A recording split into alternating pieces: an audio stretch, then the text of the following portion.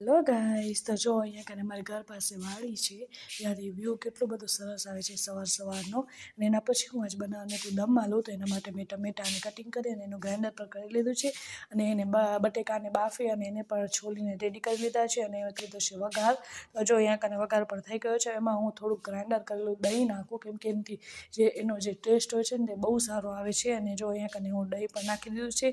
હવે એમાં બટેકા નાખી અને થોડીક કસૂરી મેથી અને ધાણા પણ નાખી દઈશું એમાં અને એને કરી લઈશું મિક્સ. અને એમાં થોડુંક ઘરની મલાઈ અથવા જે આપણું માખણ હોય ને એ નાખી તો એનો ટેસ્ટ પણ બહુ જ સારો આવે અને ક્રીમી લાગે.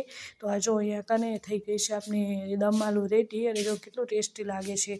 એના પછી હું આવી ગઈ હતી અમારી ઘર પાસે જે વાડી છે ને એમાં થોડીક મને કાંકડી ઉતારવી હતી એટલા માટે. તો આ જો અહીંયા કને આપણે કાંકડી પર ઉતારવા લાગી ગયા છીએ. હું ગુણ લઈને આવી હતી કેમ કે કાંકડી બહુ બધી હતી એટલા માટે. તો આ જો ચાલો, thank you for watching, like and subscribe.